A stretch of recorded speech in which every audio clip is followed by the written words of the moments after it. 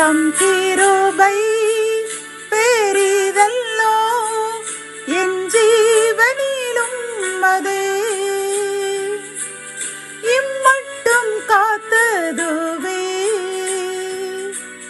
இன்னும் தேவை கிருபை தாருமே.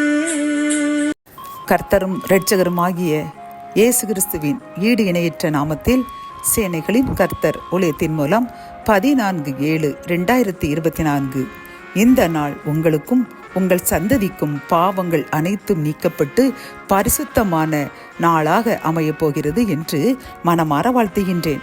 இன்று நாம் அறியவிருக்கும் கிருபையின் வார்த்தைகள் ஏசாயா 1:18. உங்கள் பாவங்கள் வேறென்றிருந்தாலும் உறைந்த மலையைப் போல் வெண்மையாகும். அவைகள் இரத்தாம்பர சிவப்பாயிருந்தாலும் பஞ்சை போலாகும். கத்தோலிக்க வேதாகமம் இவ்வாறு கூறுகின்றது. உங்கள் பாவங்கள் கருஞ்சிவப்பாய் இருக்கின்றன, எனினும் உறைந்த பனி போல அவை வெண்மையாகும். இரத்த நிறமாய் அவை சிவந்திருக்கின்றன, எனினும் பஞ்சை போல் அவை வெண்மையாகும் என்கின்றது.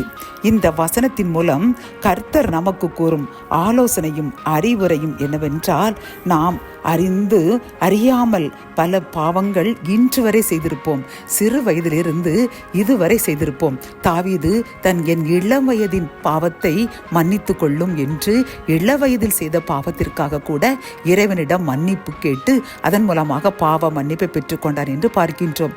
இன்றும் கர்த்தர் நம்மை பார்த்து கேட்கின்றார், நம்மிடம் கூறுகின்றார், நீ மனம் பொருந்தி நீ என்னுடைய வாக்குத்தத்தத்திற்கும் என்னுடைய நியாயங்களுக்கும் செவி கொடுத்து அதன்படி வாழ்ந்தால் உன்னுடைய பாவங்கள் இன்று வரை இந்த நிமிடம் வரை நீ செய்த பாவங்கள் கருஞ்சிவப்பாக அது இருக்கின்றது, காணப்படுகின்றது. ஆனாலும் நான் அதை உறைந்த மலை போன்ற வெண்மையாக அந்த பாவம் இனி நினைக்கப்படாமல் அதை அழித்து விட நான் காத்திருக்கின்றேன் என்று அவர் நமக்கு அழைப்பு விடுக்கின்றார். என் அன்பு சகோதரனை சகோதரியே, சில ஆசீர்வாத தடைகளுக்கு நம்முடைய பாவங்களாக இருக்கலாம், முன்னோர்களுடைய பாவங்களாகவும் கூட இருக்கலாம்.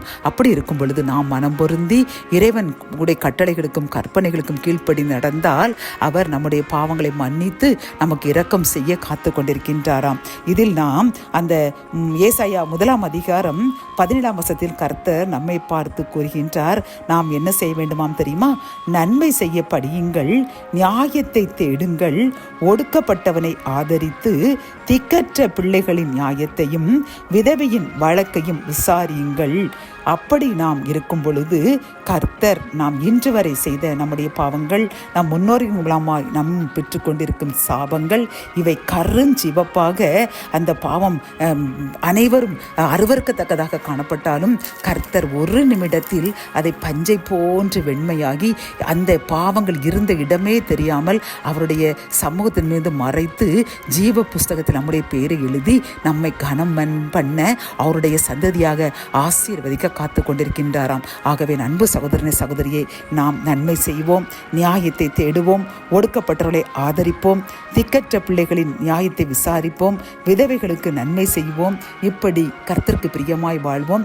இன்றே நம்முடைய பாவங்கள் சாபங்கள் நீக்கப்பட்டு நாமும் நம் சந்ததியும் ஆசீர்வாதத்தை சுதந்திரித்துக் கொள்வோம். ஜபம். என் அன்பு தகப்பனே, இந்த வசனத்தின் மூலமாக எங்களுடைய பாவங்கள் இன்று வரை நாங்கள் சிறு வயதிலிருந்து இன்று வரை செய்த நாங்கள் பிறப்பில் தாயின் வயிற்றில் இருக்கும் பொழுது உள்ள அந்த ஜென்ம பாவத்திலிருந்து இன்று வரை செய்த எல்லா பாவங்களையும் அது கருஞ்சிவப்பாக இருந்தாலும் கூட நீங்கள் சொன்னது போல் நாங்கள் அப்பா பிறருக்கு நன்மை செய்து நியாயம் செய்து ஒடுக்கப்பட்டவர்களை ஆதரித்து திக்கற்ற பிள்ளைகளின் நியாயத்தை விசாரித்து விதவைகளுக்கு நன்மை செய்து நாங்கள் வாழ்ந்தோம் என்றால் உமது கற்பனைகளுக்கும் கட்டளைகளுக்கும் கீழ்ப்படிந்து உமக்கு பிரியமாய் வாழும் பொழுது அந்த வேறென்று இருக்கின்ற அந்த பாவத்தையும் பஞ்சை போல் வெண்மையாக்கி இனி அந்த பாவங்கள் எங்களிடம் அல்லது யாரிடம் இல்லாமல் முற்றிலும் அகற்றி இனி அந்த பாவங்கள் சமூகத்தில் நினைக்கப்படாமல் மறந்து அது எங்களுக்கு ஆசீர்வாதத்தின் ஊற்றாக மாறப்போகிறதற்காக நன்றி கூறுகின்றோம். என்னுடன் சேர்ந்து யாரெல்லாம் நீங்கள் கூறுகின்ற இந்த கற்பனைகளையும் கட்டளைகளையும் கீழ்ப்படிந்து இனி நடப்போம் என்று பொருத்தனை செய்கின்றார்களோ அவர்களுக்காக ஜெபிக்கிறோம். எங்களை ஏற்றுக்கொள்ளுங்க. எங்களுடைய பாவங்களை கருஞ்சிவப்பாக இருந்தாலும் அதை நீக்கி பஞ்சை போல் வெண்மையாக்கி எங்களையும் எங்கள் சந்ததியும் ஆசீர்வதித்து நீதிமான்களாக மாற்றுங்க. மீட்பர் இயேசுவின் மூலம் ஜெபம் கேளும் நல்ல தகப்பனே, ஆமேன்.